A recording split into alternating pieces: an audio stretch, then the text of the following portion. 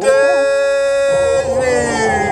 Is CBS News on the Hour, presented by Indeed.com. I'm Monica Ricks in New York. New Jersey Senator Bob Menendez is rejecting calls for him to quit and denies any wrongdoing after prosecutors charge him and his wife with taking bribes.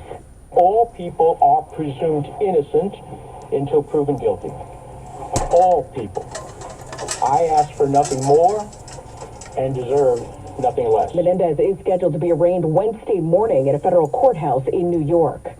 Less than a week now for the House to agree on spending cuts and come up with an agreement to avoid a government shutdown. Matt Glassman, the government affairs expert at Georgetown, and talked about what a shutdown would mean for us.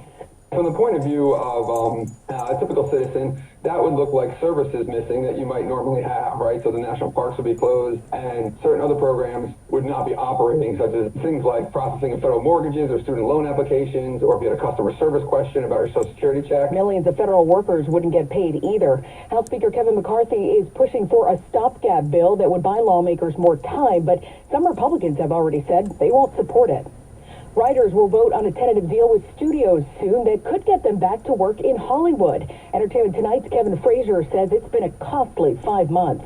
The city and the industry have been devastated. $3 billion that have been lost. That's the estimate. People who are working people, not the big stars you see or the big name writers, the everyday people who support this industry have suffered. President Biden's hosting Pacific Island leaders at the White House today to improve ties and efforts to counter China's influence in the region. Strong growth begins with a strong infrastructure.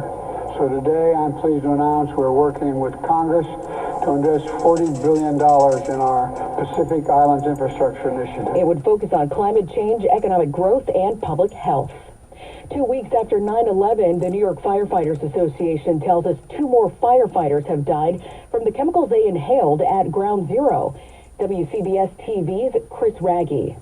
Union leaders say in the last few days, EMT Hilda Venata and retired firefighter Robert Fulco both died from 9/11 related illnesses. This brings the total number of FDNY members who have died from such illnesses after the attacks to 343, equal to the number who died on 9/11. Potential big news now for those who suffer from ALS. The FDA is meeting this week to consider a new stem cell treatment by a company called Neurone. If approved, it would be the 3rd treatment to be cleared by the feds in the past year alone. Advocates say they're very optimistic.